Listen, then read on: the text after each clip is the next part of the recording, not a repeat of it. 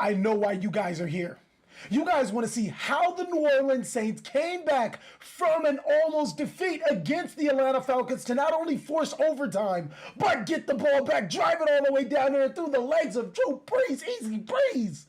Get the win on 2 rushing touchdowns and 3 passing touchdowns from one of the most legendary quarterbacks of all time. That's not why you're here, huh? You're here for Yu-Gi-Oh! Well, we have that too. The 200th YCS was amazing, coming from 3 events: Columbus, the Netherlands, and of course Mexico City. And I have all the information that you guys are going to need in order to prepare yourself for this format. I think that this format is ever so changing, but there are some cards that you guys could be taking advantage of that will help you prepare for the local level, regional level, or YCS level event. I'm TheCaliEffect, and if you guys want to see more videos like this, then go and destroy that subscribe button. But more importantly, go ahead and hit that notification bell because, well, we just too strong. I also want to take this time to give a special thanks to every single one of my Patreons. Without you guys, videos like this would not be possible. Also want to give a mad shout out to our newest Patreon, Colin Doyle. Man, welcome to the group. Always excited to have new guys here. And another person I want to give a shout out to is my man Colt, giving me all of the list. Also Maximus 676667, or I forget your name on Discord. I'm so sorry, but everybody banded together to try to give me as much information as possible. Everybody that got on my post, I appreciate you guys so much for getting me the information for this event. Now, if the events do become a little bit harder to get, like not on Konami's site, it'd be awesome to get that type of love again. Without further ado, I present you a complete meta-analysis on this format and what cards you should be playing to counteract it.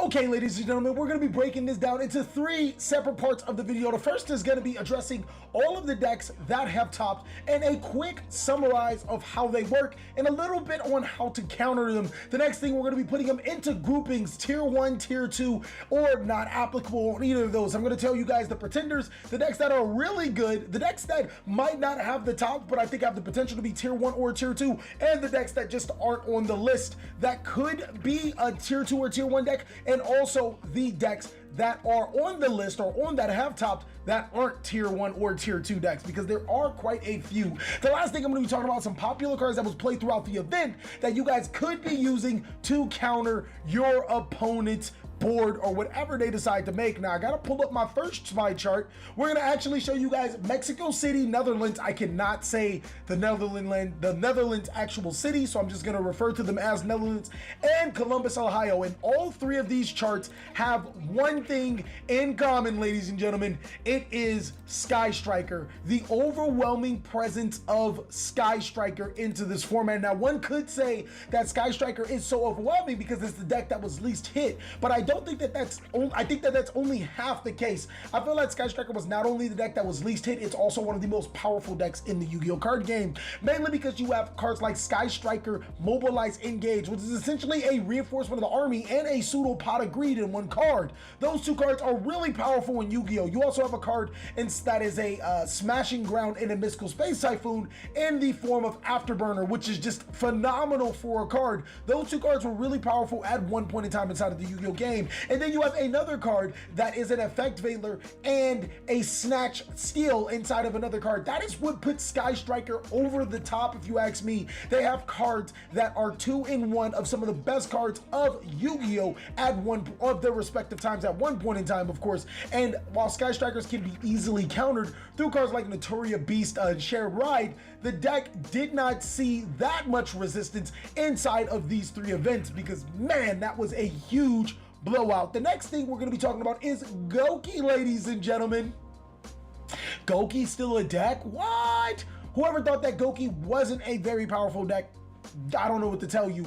It can still extra link with 3 cards: Marauding Captain, Junk Forward, and a monster to summon a Marauding Captain. Easy. Only thing you need to do is put 3 warriors on the board and Goki can still extra link, you guys. It's powerful, it's fast, it's strong, especially with the abuse of Topologic Gumblar Dragon and still being able to make a Tri-Gate Wizard board after ripping your opponent's hand with Gumblar.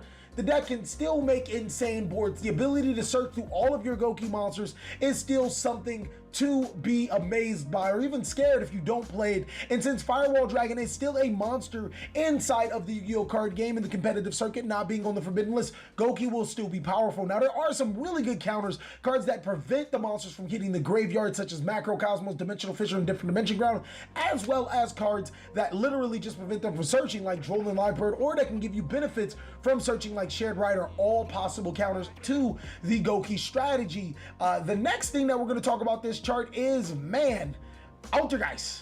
Your Alter Guide has definitely seen a lot more play. I think that Altergeist is basically a product of the forbidden list not hitting the deck, so it definitely saw a lot more play. Is it powerful? Yes, but I don't think it's as powerful as people do like to put it. We're gonna actually talk about the tiers list a little bit later, but some really good counters from Altergeist is Heavy Storm Duster. Hell, Royal Decree is still good against Altergeist. There are so many ways to prevent Altergeist from popping off. True Draco is also another powerful deck. As long as you still have Inspector Border, great. You have Dynamite, the True Draco Fighter, and Ignis, great. As well, Terraforming did get hit to 2, but when you turn around and look, that Dragonic Diagram is still at 3. It balances itself out. Some really good options to Dragonic Diagram. You're gonna, or to Dragonic Diagram, to True Draco. You're gonna hear me say them again. Macro cards are perfect against this deck, as well as being able to prevent them from searching or gaining advantage off of searching, like Jordan Livebird and Shared Ride.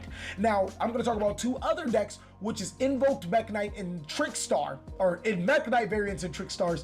Trickstar still has that little thing where you do Jordan Livebird, Trickstar Reincarnation. So as long as that exists inside of the Yu-Gi-Oh card game, I think that is a good deck. The next thing that makes Trickstar so powerful is that it's such a small engine. You have Light Stage and Reincarnation. Those are two parts of the engine. Then you have Licorice and Candina, two other parts of the engine. Then you have like Lilybell. That's it. If you can put all those into a deck, congratulations, you got a Trickstar deck, and everything else can be filler to combat your meta. I think that Trickstars are very powerful, but only in that sense, that such as the small engine and Droll and Livebird plus Trickstar Reincarnation still exist in harmony together. The last thing that we're going to be talking about, or the last deck that we're going to be talking about, this actually kind of signifies tier 1. Let's just look at the big chart over here. Let me actually pull up the big chart so I can have a visual of it as well as you guys. And again, it shows that Sky Striker Mech Knight, or Sky Striker, is the best deck of the format, taking a little under 50% of the meta. The last deck that I'm going to be talking to you guys about is that Dark Warriors, ladies and gentlemen. That deck, probably not tier 1 or tier 2, but Dark Warriors look really fun.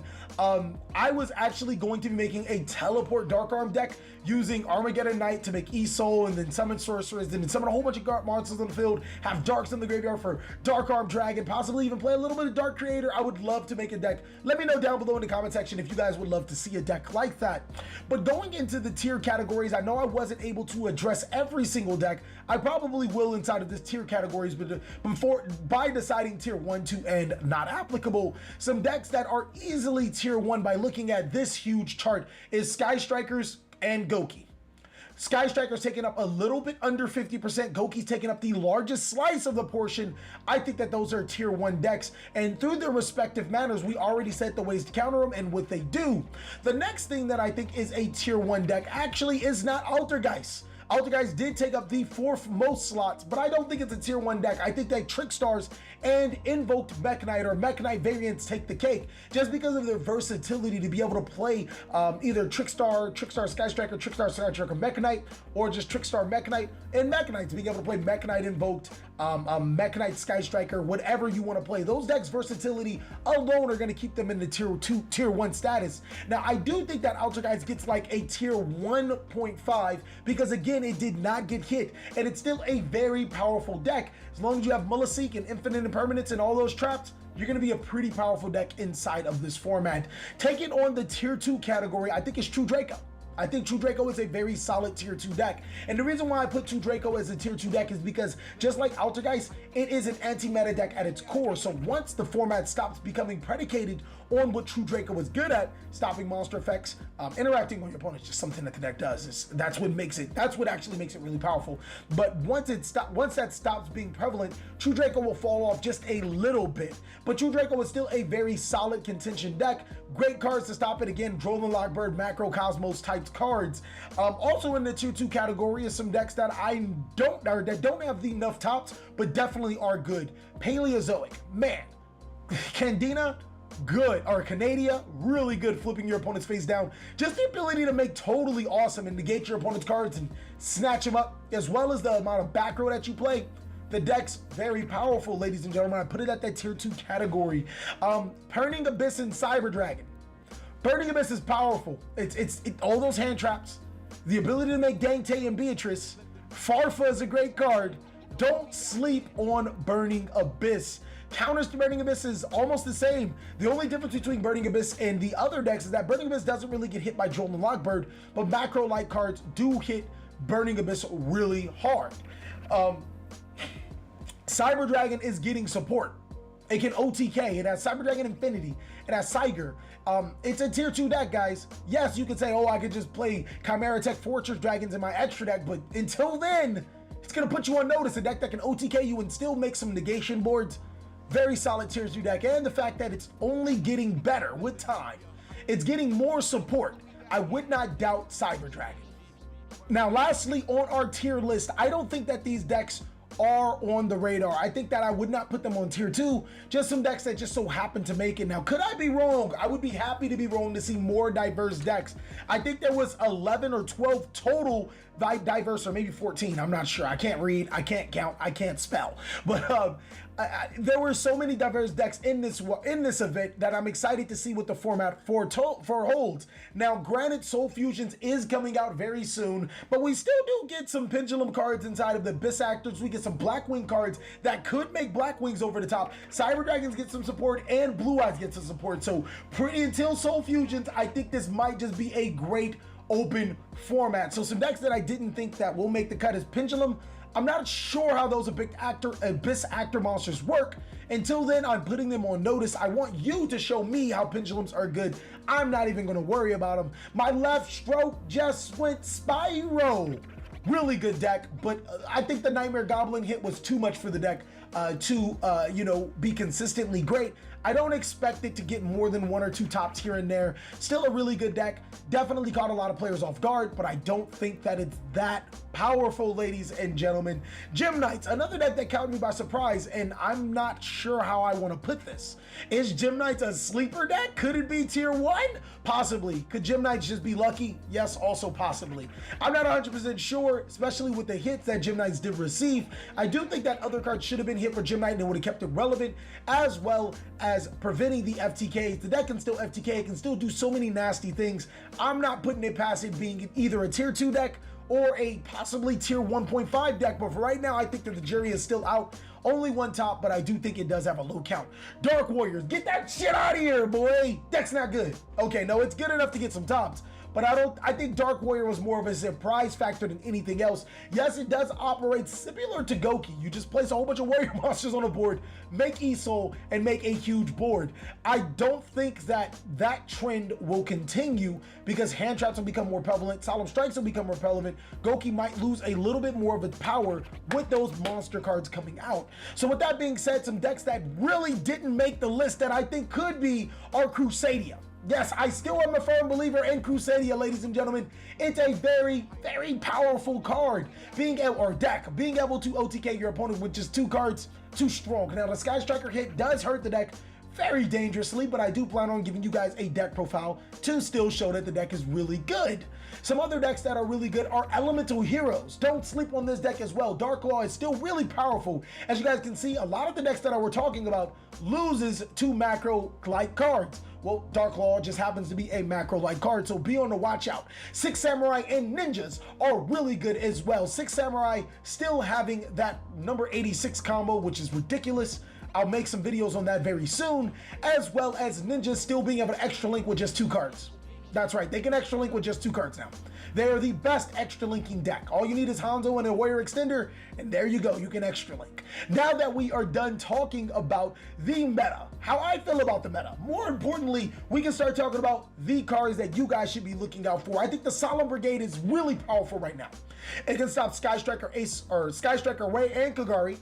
It can stop Goki summons, it can stop extra links. It's powerful going first, and even more powerful when you use it in the right terms going second. It can stop so many great cards, and hand traps are running around more than ever. Being able to stop a hand trap with a Solemn Strike, 1500 life points doesn't mean anything. Solemn Judgment stops summons, really good. Another card that I think people should be looking out on is Ghost Bell and Haunted Mansion. Now this is the time to pick up your Ghost Bells if you guys don't have them, so go ahead and pick them up before it is too late. Ghost Bell and Haunted Mansion is a very powerful card. Different Dimension Ground. Again, macro-like cards are powerful in this format. Pick up that Different Dimension Ground, ladies and gentlemen, before it's too late. I thought it was 50 cents the last time I checked. Notoria Beast is good against the best deck of the format inside of Sky Strikers. Does it do good against Goki? Not really, kind of. I wouldn't summon it. Does it do against Altergeist? Does it do good against True Draco? But it's really good against the decks that take up almost 50% of the portion, so you definitely should be picking up on those Notoria Beasts. Mind Crush is also a great card. Your opponent searches that card, will Mind Crush that hoe. It's also one of the cheaper options to stop your opponent. And last but not least, the card of the hour, this guy is amazing, Shared Ride. I think Shared Ride will start to be seeing more competitive, or more, I think Shared Ride should start to see more and see more play inside of decks. That was very awkward for me, but should start to see play because almost every deck search is in it. Of course, the best hand trap of the game is still Droll and Lock Bird, so be on the lookout for your Drolls and Locks. Hopefully you guys can get a play set of ultimates for your boy TheCaliEffect and an Infinite Impermanence. That's exactly what I'm looking for if you guys got it. Thank you guys so much for watching another segment of TheCaliEffect. I really hope you guys enjoyed this meta analysis. If you did, go ahead and drop a like. Let me know that I am on my way to 30,000 subscribers. Also, post down below in the comment section what decks you think could pop up in the meta, or some cards that I might have missed that could be cheeky text. Please like, comment, subscribe, and most of all, enjoy. I hope you guys are having a great day like I am, especially if you're a Saints fan. I know you guys are having a good week right now, watching all those highlights. Michael Thomas, too strong.